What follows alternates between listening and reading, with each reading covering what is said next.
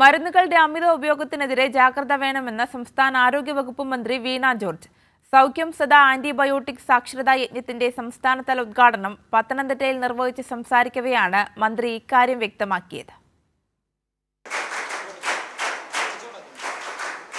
വിദ്യാർത്ഥികൾക്ക് സൗഖ്യം സദാ ക്യാമ്പയിന്റെ ചാർട്ട് നൽകിയാണ് മന്ത്രി വീണ ജോർജ് ഉദ്ഘാടനം നിർവഹിച്ചത്. ഡ്രഗ്സ് കൺട്രോൾ വകുപ്പിന്റെ സ്പാർക്ക് പദ്ധതിയുടെ ഭാഗമായാണ് സൗഖ്യം സദാ ക്യാമ്പയിൻ സംഘടിപ്പിക്കുന്നത്. Students program against anti microbial resistance Kerala എന്ന ഈ പദ്ധതിയിലൂടെ 343 പഞ്ചായത്തുകളിൽ വീടാനന്തരം അല്ലെങ്കിൽ നിങ്ങൾ ആളുകളുമായിട്ട് ആശയവിനിമയം നടത്തി അവർക്ക് എന്താണ് ഇതിനെ സംബന്ധിച്ച് അറിയുന്നതെന്നുള്ളത് ആദ്യം മനസ്സിലാക്കി എന്നിട്ട് നമ്മളിത് പറഞ്ഞു കൊടുക്കാൻ പോവുകയാണ്.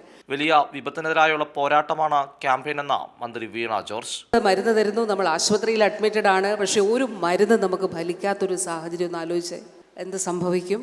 രോഗം മൂർച്ഛിച്ച് നമ്മൾ മരിച്ചു പോകും. അപ്പോൾ ആ സാഹചര്യം ഉണ്ടാകുന്നത് രോഗാണുക്കൾ മരുന്നുകൾക്ക് മീതെ പ്രതിരോധം ആർജിക്കുമ്പോഴാണ്. അപ്പം ഇതാണ് ആൻറ്റി മൈക്രോബിയൽ റെസിസ്റ്റൻസ് കൊണ്ട് ലോകത്ത് ഉണ്ടാകാൻ പോകുന്ന വലിയ വെല്ലുവിളി. ഇപ്പോൾ രോഗാണുക്കൾ, ആൻറ്റിബയോട്ടിക്കുകൾ ഉൾപ്പെടെയുള്ള മരുന്നുകൾക്കെതിരെ ആർജിക്കുന്ന പ്രതിരോധത്തെ ചെറുക്കുന്നതിനു വേണ്ടി നാം പരിശ്രമിക്കുകയാണ്. ഡ്രഗ്സ് കൺട്രോൾ വകുപ്പും നാഷണൽ സർവീസ് സ്കീം VHSE വിഭാഗവും സംയുക്തമായാണ് പരിപാടി സംഘടിപ്പിക്കുന്നത്.